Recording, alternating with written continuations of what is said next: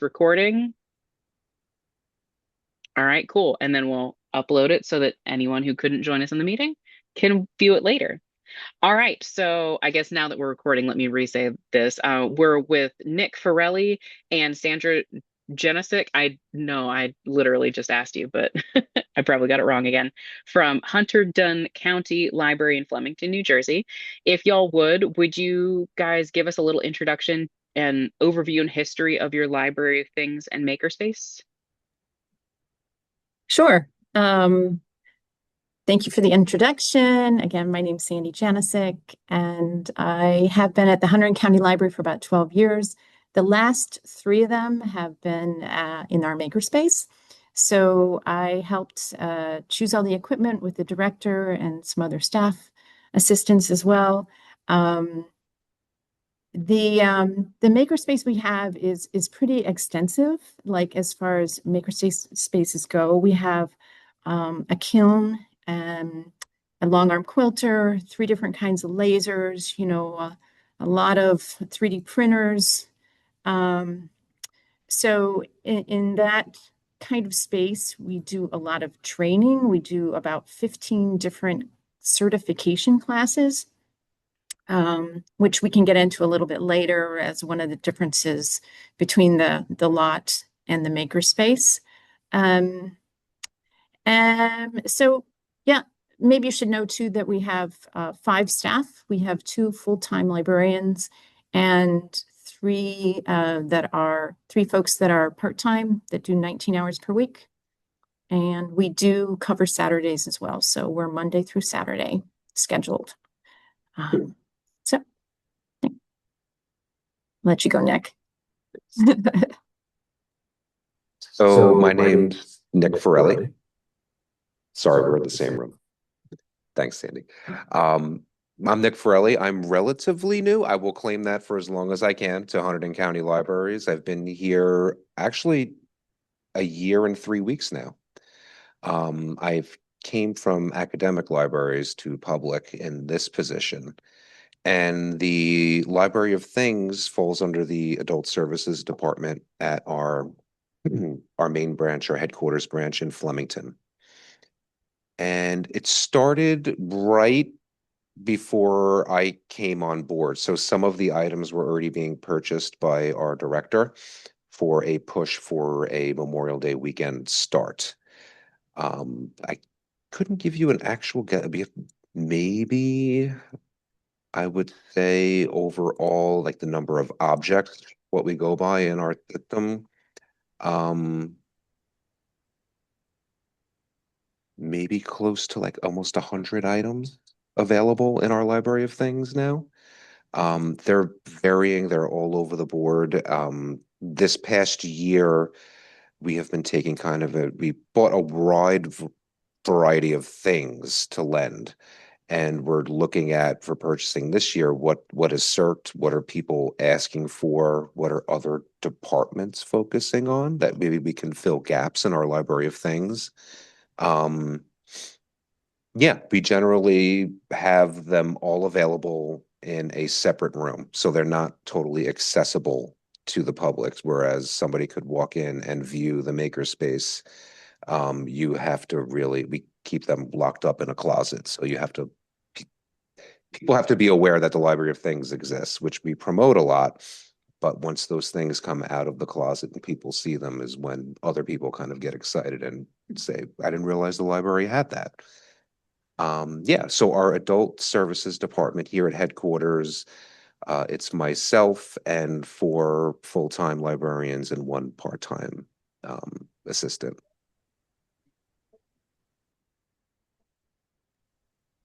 I don't know if you need anything else from me for the No, initial sorry. line It of just question. took me a second That's okay. to unmute because it was asking me for somebody in the waiting room. Yeah, it's interesting that you keep yours behind closed doors. Hazel's is the only collection that I know that is like just available for someone to just go and grab it off of a shelf. Every other every other collection that I know of is behind a door. Okay, so one of my first questions for y'all was specific to the makerspace. And I wanted to talk about your Makerspace customers or patrons. I'm not sure which verbiage you use there. Um, but who do you serve in your spaces? Sure. For the makerspace, the certification classes, so to be certified on, say, like a laser or the long arm quilter, you have to be at least 18 years old. So the certification classes are made for adults, but after they're certified, they can bring their household members, kids age 9 and up, to help them make their projects. So during our open hours is when we have kids and families coming in, ages 9 and up. Um, but I would say the vast majority of our patrons are like in the, I would say, 50 to 70 range. A lot of them are retired too. Um, but we still get a fair number of people that are, across all ages. And in the summer, we run programs specifically for families. We kind of switch over and quit doing our normal certification classes, and we do classes where adults can sign up and bring their kids to the classes because all the kids are home. Most of them are home. Um, so that the adults can still get certified, but they can be with their kids during the classes, during that certification class. Uh, so let's see. So customers and patrons. Yeah. So I think I talked about the majority of our patrons are, yeah, like 50s and up, I would say. But in the summer, that sways way lower. And during open hours, we get a variety. Yeah. And what are their like I know that you've talked about like the long arm quilting machine and the lasers and printers and stuff, but what are the customer's favorite tools? So, well, I keep mentioning the long arm. I think it's because it's very unusual, and it's so very expensive, that, and it's, this area is just, it's the reason we got it too. We knew that this area is very heavy in quilting organizations. So we have three in our community that are very active. Um, that machine, we allow it to be booked out 60 days and it's solid for 60 days. The classes always have waiting lists. I mean, most of our classes, and I'll talk about this later, what didn't you expect? Like you buy it and they will come. Most of our classes have wait lists. So it's almost like we can never have too many classes or too many open hours. Which is a good thing. I mean, we feel like we're doing a good thing for our community. Um, and it brings a lot of new people into the library. There isn't a day that goes by that somebody doesn't come in saying, I live 10 minutes away, or I've lived here 20 years and I had no idea that the library had this. So, which is a good, I mean, in a way, we're very happy that we're maybe finding a group of people that are renewing their interest in the library. Yeah.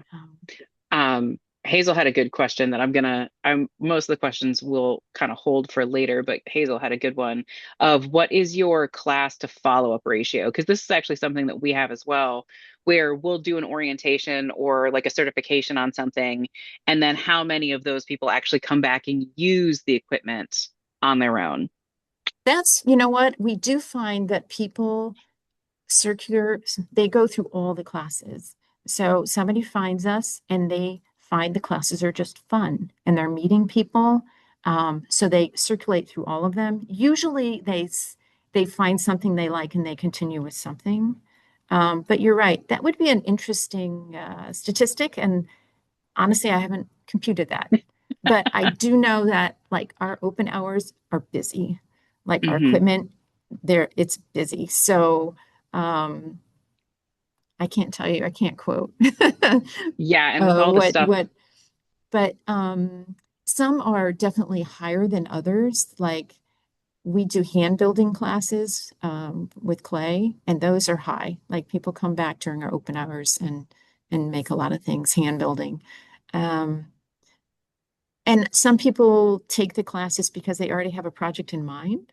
Um, we have like somebody that's coming in and making engraving ornaments in wood for her church. And she's doing like, she wanted to do 300 of them, but found out, it's going to take 5 minutes a piece. So she doesn't have to do 300 any, have time to do 300 anymore. So it's like days and days of engraving. So, when people have a project in mind, I think they're much more likely to come and do follow-up.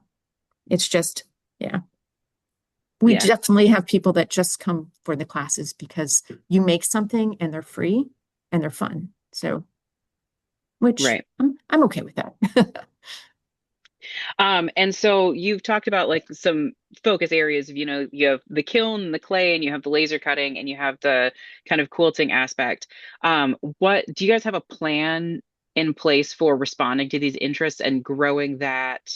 Do you plan on growing those kind of focus areas, or do you have plans to broaden your focus areas, or what does the future hold for those? Yeah, we do like follow-up classes that might be more intermediate in nature, if that's what you mean. So we definitely do. Like we do a basic hand building and then we have more like make a vase or, so it builds on the skills from the first class. Hmm. And so the first class is a prerequisite for the second class. We do those for laser too, where, engraving a photo is a higher level class than just the intro to Boss laser or Glowforge laser. Um, I hope that answers your question. Is that Well, it was also like if you have, I'm not sure if you already have said this, but like if you have the kiln and do hand building clay, do you intend to get wheels so that people can throw? And if you we do have a have like the whale. long arm, okay. Do you We plan do on have a whale. getting Yeah, well, more equipment? we have been getting new equipment. Like we just got we for 2 years we had single needle embroidery machines. We just bought a 10 needle brother embroidery machine that can do Yeah. hats and patches and a larger area for embroidery. So we're super excited about that. We just bought a fiber laser that can engrave metal. So for 2.5 years, I've been listening to people say, oh, the CO2 lasers can't, engrave metal. Well, now we do. Well, now we have something. So that was an answer to all those requests. So we do listen to people and try to get them, what they're asking for if we can. But right now, honestly, we're just out of space. Our room Yeah. is full. Um, so you can never have too much space, too many outlets. Like, uh, but yeah, in general, like if people are asking for, and if we have the budget for it, we're trying to listen to them and meet their needs. Cool. All right, let's throw it over to Nick. Same questions. What is your customer basis? Who are your library of things patrons? I find that their majority, Sorry, sorry. thanks, Sandy. Get better at this. I find the majority of the patrons checking out are 40s, 50s area, maybe late 30s when we're, lucky enough to get, that demographic in. Definitely a lot of parents. So parent range, whatever that, may be, is definitely our highest circulating items. Um, a lot of our most frequently circulating items are games, like giant outdoor games. With the push to open for Memorial Day weekend, we focused heavily on outdoors and party type things. And we've marketed that fairly heavily. We get a lot of the same things that a lot of other libraries get, where, I didn't know the library did this or had this. And um, unfortunately, with our collection being kind of in a closet, much kind of like where Kelsey is right now, looks kind of like our library of things closet. Thankfully, we just got some more space so we can fill it. But not having that out on the floor, I like to market it in different ways, and that's usually our demographic is parents. So last year during our summer reading kickoff, we threw a kickoff party and we've had an outdoor concert and we had the children's librarian do, I think it was a Pokemon trading event that led right into the concert. And we brought a lot of the library of things out on the lawn so parents and patrons can see, this is what we have. By the way, you can borrow all of this. It turns into, oh, wow, what else do you have? And it kind of snowballed from there. Like word kind of got out. Just as Sandy was speaking, I pulled up the stats for last year. Um, we had 176 loans of all of our items by 85 unique patrons. So there's a lot of the same people taking the same things for parties or telling other people when we get to the desk to check it out. My friend told me you had this, I'm glad that then have re-up their library card just to check those items out. But part of being the library of things in that closet is I tell myself and I tell staff, this is ABC, always be closing. Like people that come in, I didn't know you had this. Well, by the way, you have, museum passes and Canopy and Libby and Freegal and all these things. And usually the stats for that, all those other things have gone up. I can show you a little later if you want to ask about favorite tools and equipment. I like to put things together. So where the library is kind of like one-stop shopping for whatever your needs are. So we have a portable screen that you can use outdoors and a projector and a popcorn maker. So I'll tell people when I'm introducing them to collection, yeah, we have this, this, and this, and you have Canopy. So you can have an entire party in your backyard minus the actual, popcorn to eat. You can make it, and it didn't cost you anything. Like you could stream a movie in your backyard in a summer night, and it cost you nothing but your taxes. Yeah. My next question was, what are their favorite items? And if you have a lot of parents, it's probably a lot of things that they can do with their family, like projection screens and games and that kind of stuff. And then along those lines, with those areas of interest, do you plan on growing them? And what is your plan for that? Okay, I'll shoot it over first, Sandy. Um, so our most circulated items last year from May to December were the cornhole set.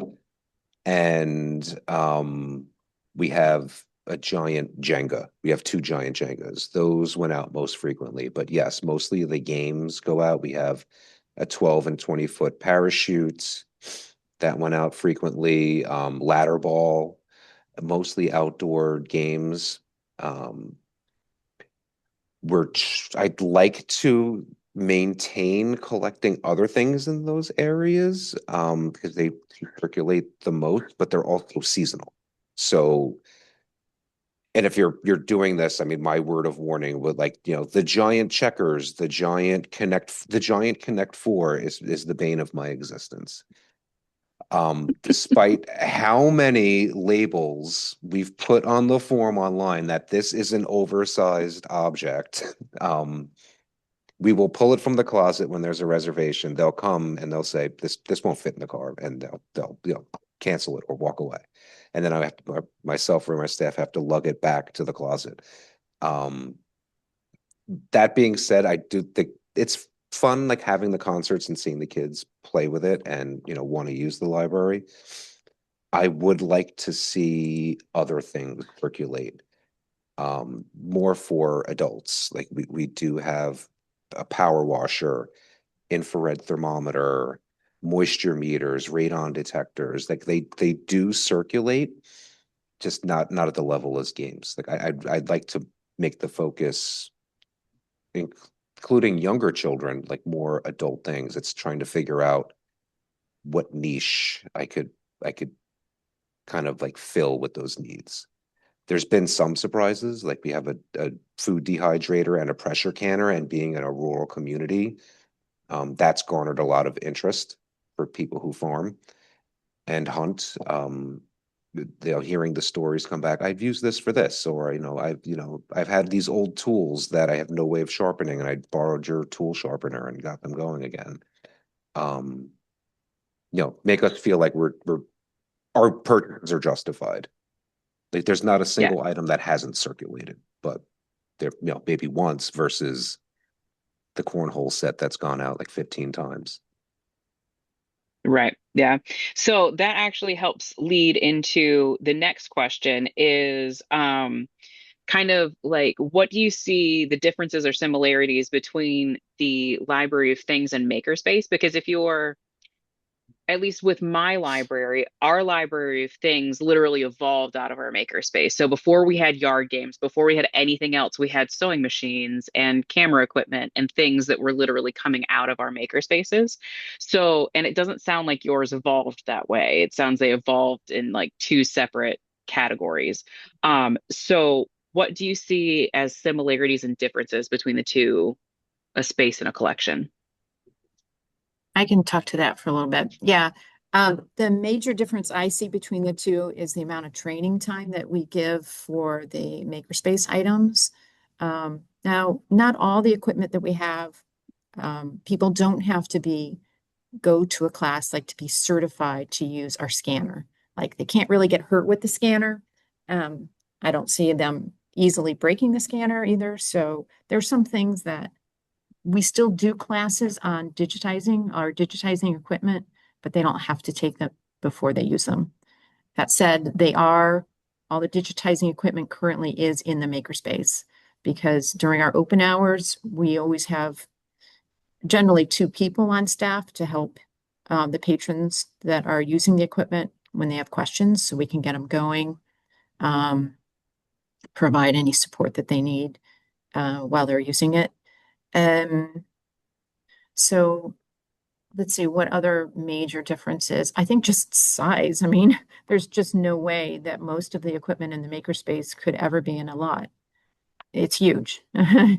It's not easy to move a laser, even the small ones. So, um, yeah, I think size and training are the two major differences I see. And well, and budgeting too. I mean, the equipment that we have, most of it is, very high value stuff. So we're not lending it out. Um, do you have anything else to add, Nick? This time I'll mute myself. I couldn't imagine like what the hold harmless agreement would have to look like to lend somebody a laser engraver or use the sublimation machine. Um, yeah, a lot of the makerspace um, equipment isn't really portable. Like it is, but it's heavy. If they're not taking the giant Connect Four, they're not taking the laser engraver too. But there are, coming on board last year and looking at the library of things, there's like overlap opportunities. So a lot of the digitization things that Sandy talked about, we looked at after we spent the budget last year, and like there's areas where the library of things could step in there. Um, there, especially scanners have gotten to the point where they're so small that you can, if you're in your 40s like me and you had 35 millimeter film just piled up, there's scanners that could spit them out and digitize all of them. This big. Yeah. And like, I didn't know that existed until I worked with Sandy. So that's something that we could buy that, doesn't take much training or outside of scanning the instruction book that can be lent out. Same thing with film conversion also. Um, I think we discovered there's a lot of like people with 35 millimeter film, like reel to reel film Hmm. in the county that have been asking for something to digitize that and went to the makerspace and that equipment's available, but it's also something we can lend. So if you have the ability to learn how to use it, you can go ahead and just borrow it and do it for 2 weeks and do it on your own time versus have to make an appointment to go to the makerspace to get, when someone's there and the machine is free. You can borrow it when you want. So there's definitely a little bit of overlap where we can collaborate. Yeah. And Hazel popped in a good question that also was kind of like on my mind as well. And this is again might be different for y'all because of the way that you evolved, but we have found that some equipment doesn't circulate super, like a regular sewing machine circulates crazy well, but the industrial sewing machine was so heavy that no one wanted to take it home. So that has been shifted to a makerspace item. So have you ever had something that was originally purchased for library things or makerspace and then migrated because it worked better in the opposite collection?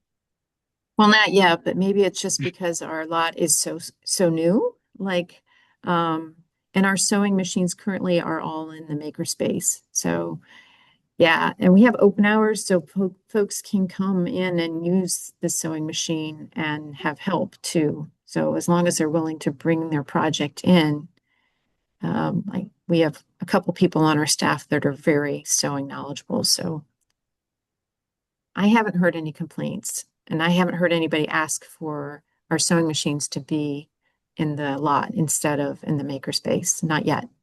I don't know if you have, Nick, but not here. No, I haven't gotten any requests for those for sewing machines. I usually refer them to the makerspace. I did see a question in chat, and that's kind of like where my mind went to is like if there's certain things for the library that we could include in the library of things that I don't know how we would deal with or how or I necessarily would be admittedly want to deal with.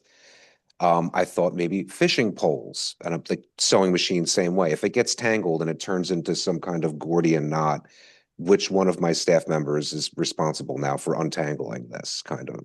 So there's somebody questioned like the popcorn machine.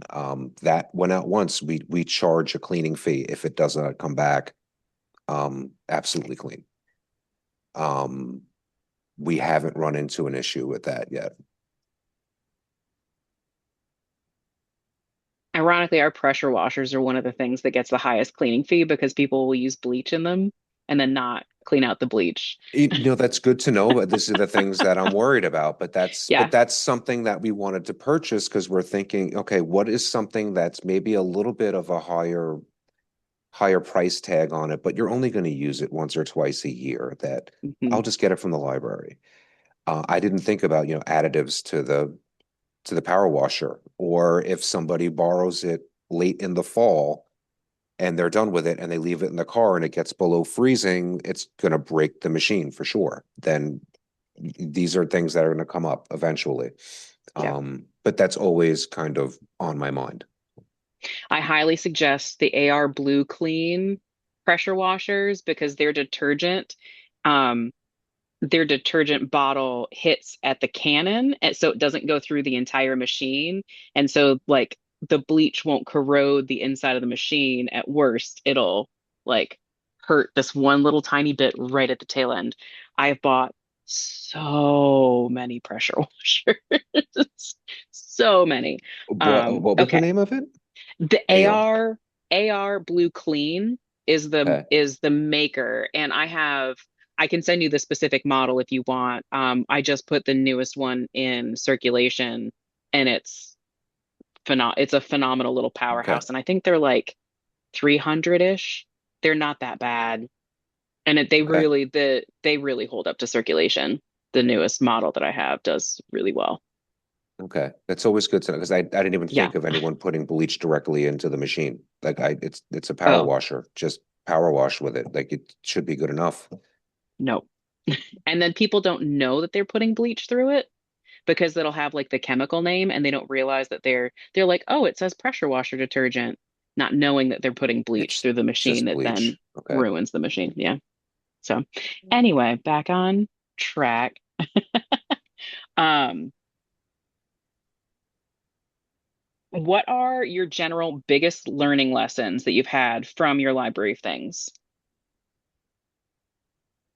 I'm sorry, say that again. I was looking at What are chat. your biggest lessons learned from your library of things? So early on, we realized, again, having just getting thrown into this, we lend out things with a lot of pieces. Um, we so we're starting to move more board games and card games into the library of things that were in our teens collection that, hey, maybe they want to take it home for the weekend. That we have a bingo set with all the like 500 of these little plastic chips. Um, about a few months in, we realized, it's kind of unrealistic to have a staff member sit here and count 500 little chips once this is returned. We bought a gram scale to just weigh it and keep it internally. So if it's within that, we're fine. I'm not, I'm not going to, go after somebody for being, 0.1 gram underweight or over, underweight on an item, but usually it's easier to do that than it is to sit there and be like, okay, this looks about right. Um, I would say also making sure the staff properly check the items once they're returned.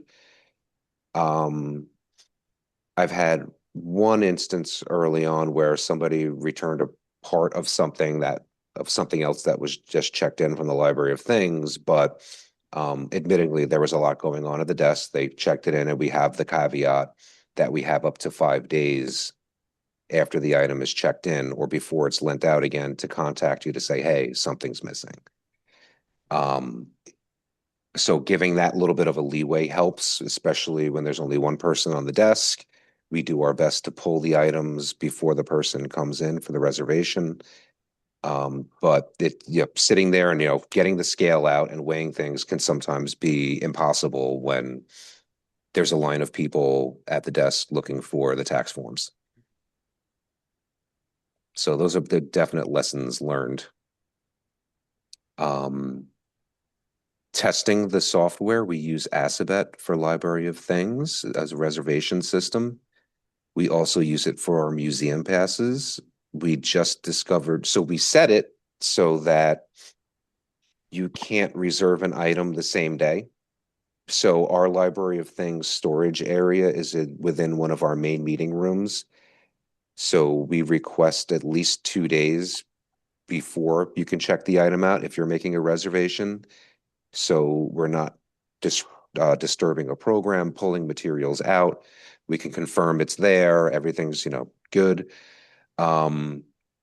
We ran into an issue today where somebody was able to make a reservation the same day. So continuity when you're cataloging things in whatever system you're using to make sure it's uniform throughout all of the items. Um, it's the little things, I would say. Okay. And I have the same question for the makerspace. What are your biggest lessons learned? You can never have too many outlets. You can never have enough storage. What else? Never enough air circulation or ventilation. So, and I don't know. And I don't want to sound like Debbie Downer here, but I don't think you can ever expect to have everybody happy either. Because like I mean, most people walk into our libraries and say, "Oh my gosh, this is amazing." I had no idea a library ever have this. But then there's also the folks that are like, "You don't have this, you don't have that. Why is this so expensive?" I'm like, we do our best, but there's always the folks that we can't make happy. But yeah, um, I think I think with what we've had, I really like our model, and I would have done it the same if I had to do it again. Like the model of having certification classes with open hours has really worked well for us, and I haven't seen anything that would work better yet. So, when I do, we can change it up. But for now, we're just, continuing with the way we have it right now. So, Just out of curiosity, because I'm like your certifications, because we also do certifications. How do you track it? yeah, we have a quiz at the end of the class. So when they take a quiz, we use the LibCal, LibShare, Libby system. What is that? Yeah. And so when they take the quiz, it goes into a database. And then that way, when they book the piece of equipment online, when they make an equipment reservation, we check to make sure that they took the class. And if they didn't, they get a little note saying, hey, did we make a mistake? Did you really take this class? And if you did, please tell us the date, so we can look up your name and confirm. That doesn't happen very often. Most people aren't trying to make an equipment reservation if it says all over the reservation that you need to take a class. A couple times, but for the most part, people are taking the classes and following the rules.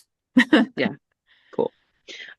So I have one last question, and then I was going to go through the chat and get the questions that we missed from the chat and then open it up to the group.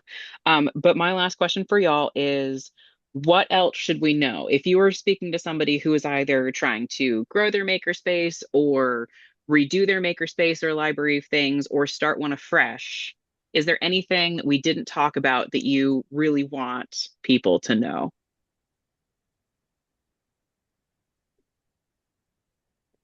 Well, I'll start.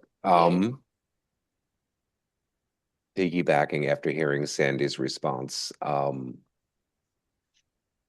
I definitely, again, still look for things that require minimal maintenance or continuous maintenance. Things with batteries for the library of things. Talking like complaints or grievances. Like we lent out something that wasn't charged. It was returned uncharged. It tested it and worked fine, but then lost charge over a couple of weeks. The item wasn't charged all the way. Okay, you can plug it in too. Um, Things with batteries also. We do have like some children's toys with batteries that eat away at the supply budget after a while. Things like that I take into consideration. However, you're storing materials, so depending on the vendor. So Library of Things storage, we tried to keep it extremely uniform. So we got plastic tubs for everything, but that cost surprisingly a lot of money. Going to Walmart and buying individual tubs, which also aren't always exclusively fit the items that you have to lend. I did want things to leave the library in some kind of a container. Um, that's not true of maybe three of them that are in their original packaging because they don't make plastic containers big enough to the right size to hold those items.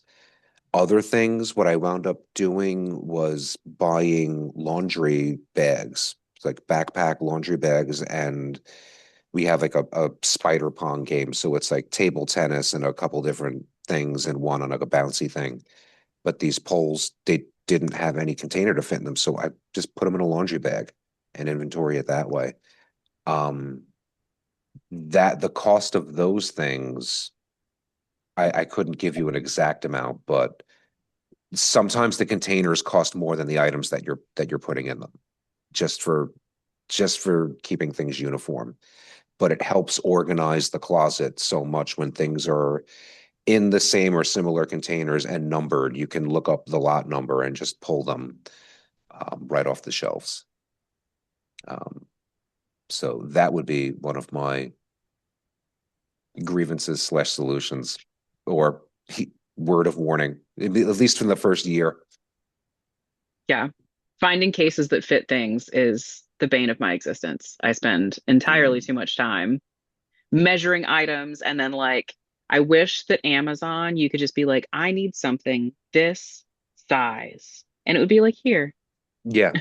Um, But no. Surprisingly, thinking about this too, one of the issues that we also run into, so again, these oversized items, um, a lot of times a spouse will make a reservation for the item for, like, say, a kid's party, and they'll send their partner to go get it and not know what they're picking up. And then the giant Connect Four is there, and they're like, this is not going to fit in my car. Just cancel it.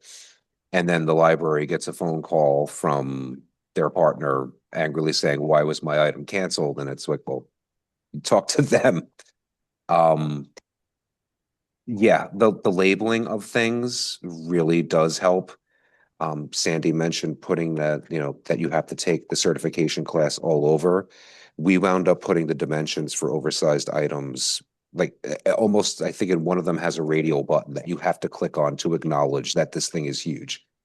Um, Overly communicating, knowing that people still aren't going to read the fine print. It's basically a big thing. Yep. All right, Sandy, what would you really desperately want someone to know that we haven't covered? Oh, well, I'll be really quick because I want people to have time for questions too. But I know when I was looking at which pieces of equipment we wanted to Hello? have in our makerspace, am I Yes. am I muted? I'm okay, right? No, Can you you're hear good. me? Okay, good. Yes. Um, I would just encourage people to take a look at what other libraries have and even call them to see what's been successful and maybe is circulating well. I'm very happy if anybody emailed me about a piece of equipment in our makerspace. I can give you, what the customer service is like for the company and the software and how our patrons are receiving it, that kind of thing. So um, that's one thing I would say. Just you know, do some research before you buy something. You can even look at other libraries and see how well it's done at other spots. That's it. All right, awesome. Thank you. So I'm gonna open the floor. If anybody has any burning questions, just hop in. And in the meantime, I will look through the chat and see if there are any questions that we didn't answer yet.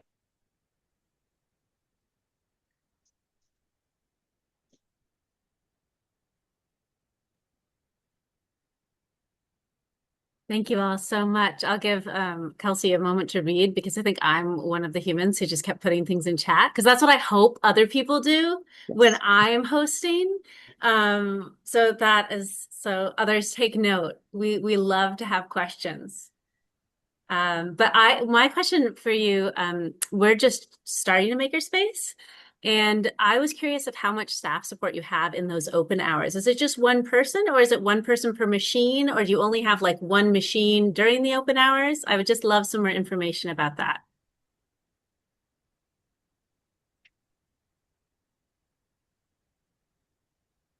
That's a great question. So some machines take a lot more help than others. Like I keep bringing up the long arm.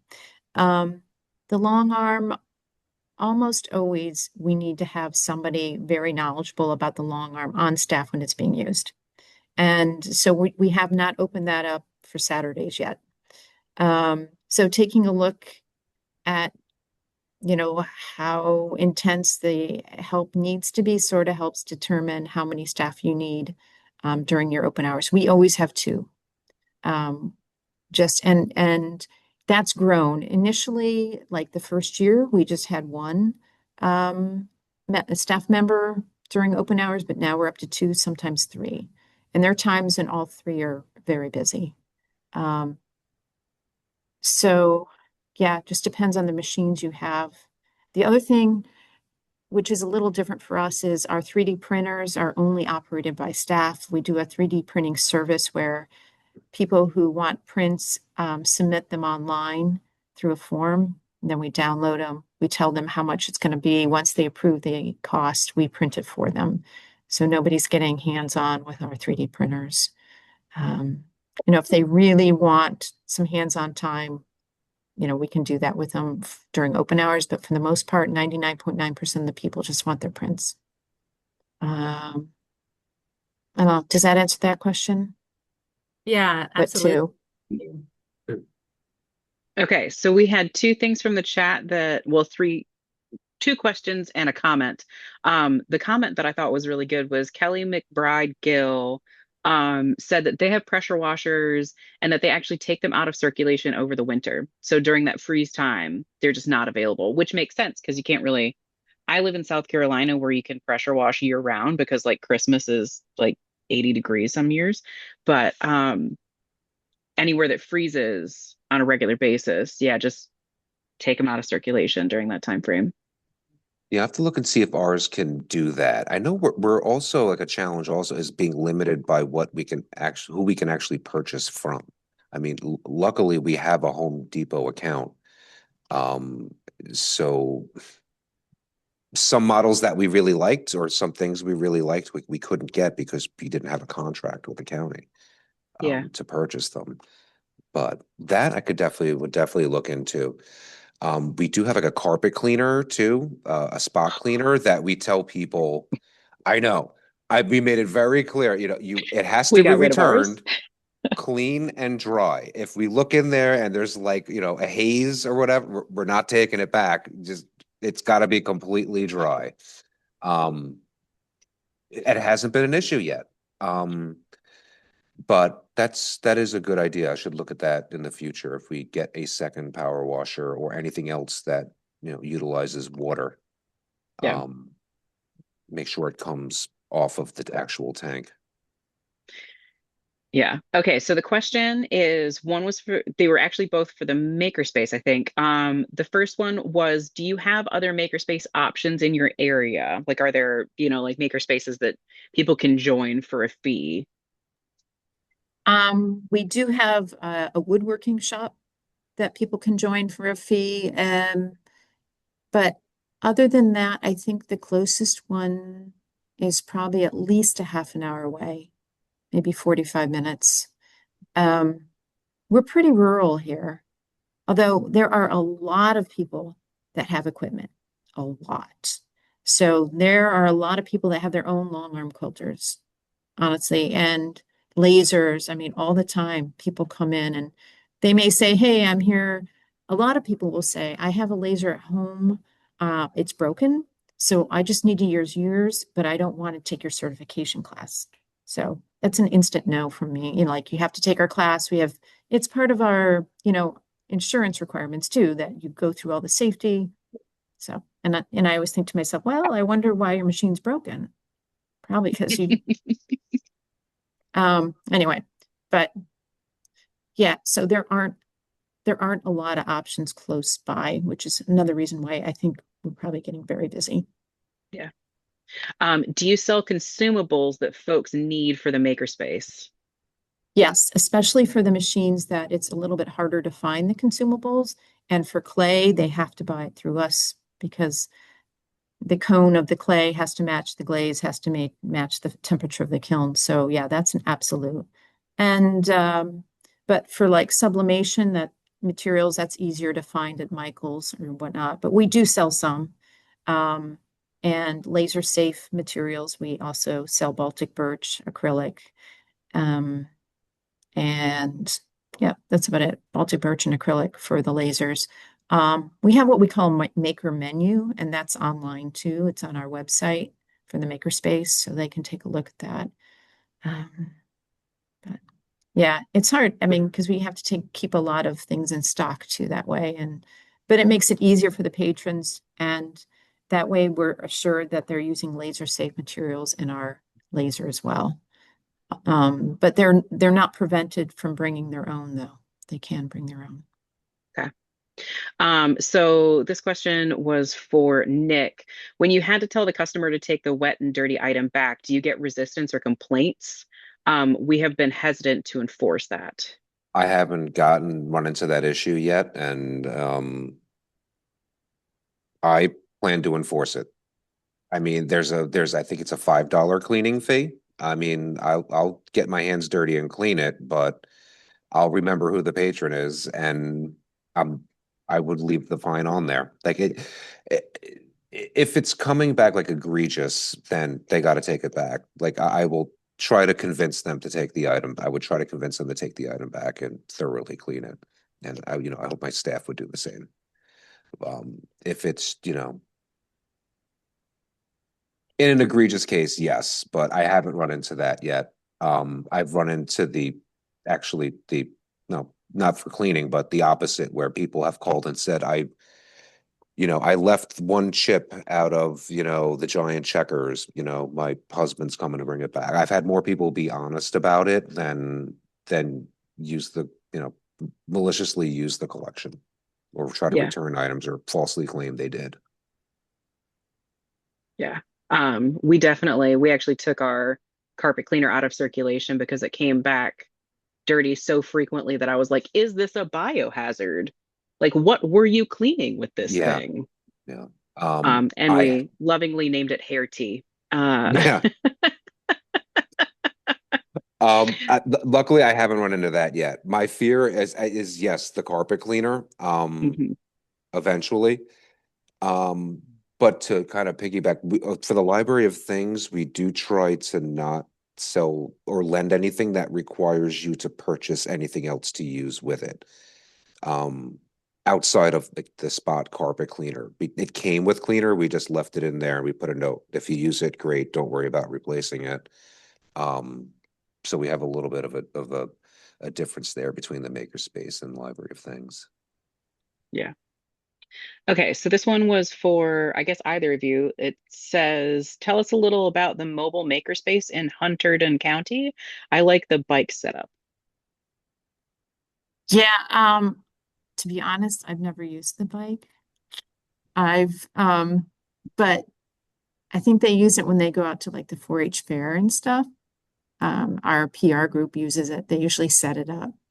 Um, but yeah, I have to say, like the mobile stuff, I doesn't get as much use as like our permanent site makerspace, and that is keeping me so busy that I'm not out riding the bike. But let me tell you, the makerspace is in the lower level.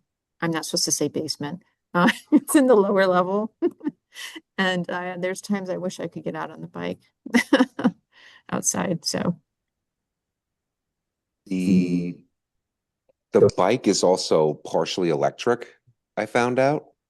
And they just passed a law in New Jersey that anyone 14 or older, you need to have insurance for electric bikes. So we're trying to navigate that now. Wow. I don't know any update on that one, but it is cool to see it out in parades and stuff like that. They bring it on like the local Clinton parade and the kids get really excited and parents too. our PR group uses it in parades and stuff, and they decorate it. So it's pretty cool. Very cool. Any questions, other questions for the group, from the group, I should say? It's nice to hear that people are happy to clean the items when they find out they have to pay a cleaning cost. And we found we have just that $5. Like Hazel basically tells them to replace the whole item. Isn't that correct, Hazel? Yeah, like it's the whole item. We only have a $5 cleaning fee. Um, but we have found that with the vast majority of our clientele basis, if they get like one cleanliness warning, they'll never return something unclean again. Like as soon as they get called out on it, whether or not they have like a fee attached to it, I think it's just the shame of like, disusing library goods, then we typically never get anything dirty. We have one family who's like a repeat offender, but eventually they just get suspended from the collect. Like we actually have it where will only give you 3 cleanliness fees, and then you're just not allowed to use the collection. And we've only had one person ever hit that. Um, so yeah, like we call it our customer infraction procedure, but we have like different things that they might eventually get suspended for from the collection. And most people are just like, they do not ever want to get suspended from the collection. So they'll do whatever they have to not get suspended. And actually, our tillers are what come back dirty the most. People don't clean off like the roots and stuff that end up getting wrapped around the tiller tines. That's like our number one thing that gets returned dirty. So what are some of the things that highly circulate by? You mentioned the tiller. I was looking at things Uh, like log splitters and things like that. Like again, we're in a rural community that, some of these yeah, things might be useful, but I'm hesitant to pull the trigger on like a $300 item and not right. know if it's going to be used. I think that so our tillers and we get this. I'm literally sorry. I'm sitting in my backstock, so I'm like my tillers right here. Um, so we do the Sunjo tillers, and those do amazingly well, and they're really hardy and they like hold up, but they um wouldn't be for like a farm, like you definitely want a gas powered something, and we don't do anything gas powered, but for like a home gardener, they're plenty good. So those circulate really well. We have previously had wood chippers, but they always get damaged out because people put wood that's too thick through them and damage them. I've never had one last for like more than 6 months because they just get damaged out. Um, so really, if you were gonna, I think that a wood splitter would do fantastic because I literally have a yellow poplar in my backyard that came down over my fence, and I'm like, how in the heck am I gonna get rid of this tree? It's like 100-foot tree that I now have to deal with, you know? Um, so it would probably do really well, I would think, in your area as long as it could hold up. My thing is you have to make sure that something will actually hold up to circulation. It's not necessarily will it circulate because it will circulate. It's will it get damaged out too quickly? Yeah, 100%. We had a spike ball game that was somebody's 6-year-old destroyed in 4 or 5 circulations, and it was reserved every other week for like the entire summer. So people were Hmm. excited about it, and then we lost it. Yeah, So that's always on my mind too. yeah. Because I don't, necessarily know if it's coming from my budget, and then if it's being replaced, patrons paying the fee to replace it, am I going to get another one? Hmm. Oh, also, I would suggest if you're in a rural area and an earth auger, our earth augers do really, really well for like digging, fence posts or whatever. Yeah. Those do fantastic. Yeah, those are the things I'm looking at to gear towards more adults or Hmm. younger adults or first time home buyers. And we have I discovered we have a fairly large homeschool population. So we're creating, I don't know if you saw on our Library of Things link, back nature backpacks. So they're themed for Hmm. like we have like this year's summer reading, we have a geology one where, it's binoculars and birding kits and, how to identify different rocks and things like that. So like kids can go out in nature without the iPad and just put a backpack on and get lost in the woods and discover. So we're looking for, those kinds of things also. Um, I hate to jump in here because I'd like to hang out with you a lot more, Yeah. but my library's Zoom account is going to be used for a board meeting very, very soon. And so I have to kick us all off. Um, that being said, thank you all so very much. Kelsey, thank you for guest hosting.